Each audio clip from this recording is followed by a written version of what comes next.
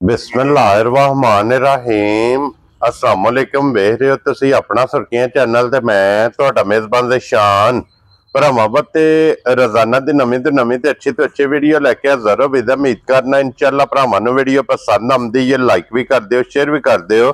सब तो पहले अपने चैनल नूं करना सबसक्राइब और बेल आइकन दा बटन जिहड़ा जरूर दबा लेना ताकि साडी आवन वाली नवीं तो नवीं वीडियो जिहड़ी है भरावां तक आसानी पहुंच सके।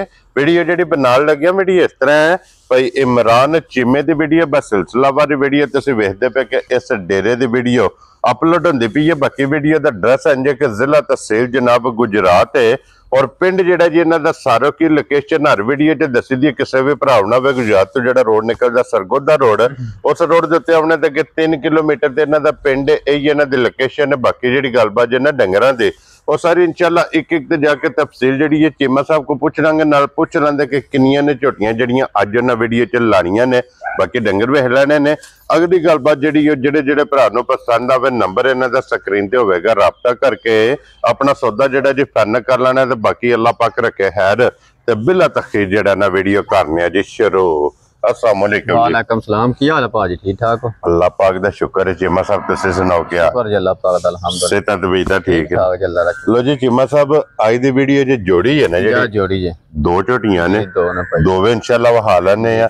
एक बार सलाम दो करो अपने चाह नाल। मैं थोड़ा चौधरी इकबाल साहब का। वालेकुम अस्सलाम जी जनाब। मेरा सलाम नहीं भाई होरां नूं जी। ठीक है भाजी बाबा ढंग हो गए ने। ठीक है बड़े ही अच्छे बंदे ने बाबा तला के नाल प्यार सान हो गया जी बिल्कुल। ठीक है तू जो करना है ना मैं ही करना ठीक हो गया इन्ना को तमाद है उन्होंने। वेरी गुड जनाब। देखो जी ये ना है तमाद दा कि जो जेड़ा भी जानवर टोरना जनाब वो तुसी टोरना और उन्होंने आमीन करनी लो जी। वालेकुम अस्सलाम जी भाई अजहर साहब जनाब तुहाडी भी चाहत मुहब्बत दा शुक्रिया अदा करने ते चीमा साहब तुसी भी सलाम सारे भरावां नूं मेरी तरफों सलाम है। दुनिया जिस कोने ते भी ना सब नूं मेरी तरफों सलाम है। अल्लाह पाक हसदे रहन वसदे रहन लाइक ते वीडियो शेयर कमेंट करते रहन। लो जी चीमा साहब केड़ी लानी जी? एक झोटी लानी है। यही लानी है।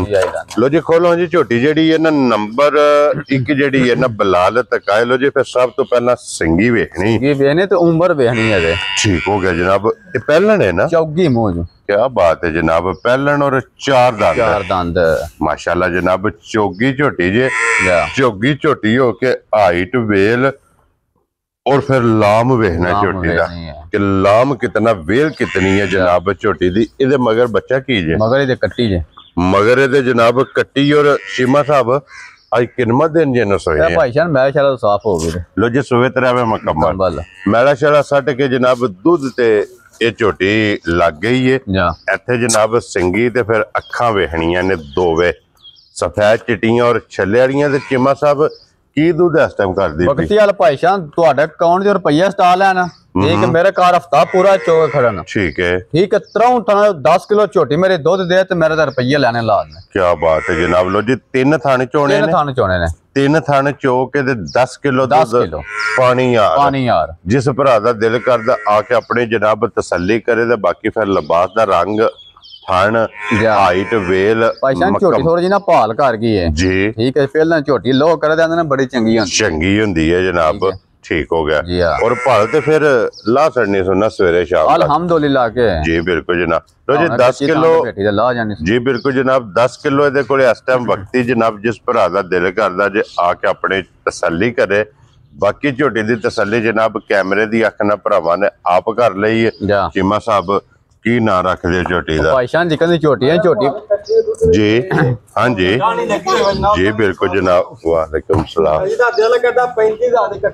ठीक हो गया जनाब। लो जी चीमा साहब दी ग्रेट किन्ने दी झोटी? भाईजान जिकन दी झोटी है झोटी दा मुੱਲ लगदा पैने जिकन जी। ठीक है झोटी दा मुੱਲ लाइए तो 6.5 लाख। ठीक है ठीक है लाना लाइए 6 लाख। चीमा साहब फाइनल गल करनी 6 लाख नहीं लाना ना ना इको गल करनी 5.5 लाख क्यों नहीं लाना? ठीक हो गया जनाब। ठीक है 5.25 लाख क्यों नहीं लाना जी। ठीक हो गया जनाब। 5 लाख क्यों नहीं लाना? हाँ जी ठीक है जेरे भरा नूं घुट के पसंद आई ठीक है 4,90,000 दी झोटी है। खुश रहो बब्बर शेरा 4,90,000 रुपये दी जनाब एक नंबर वाली झोटी जे जिस भरा नूं पसंद आवे आए बंदे दी कदर प्यार मुहब्बत इंशाल्लाह जरूर होवेगा। ते अगे खोलो जी नंबर जेड़ी है ना जी तो जी चीमा साहब इन्हें की सुआ लिया जे? भाईजान दूजे सूबे ये दूजे।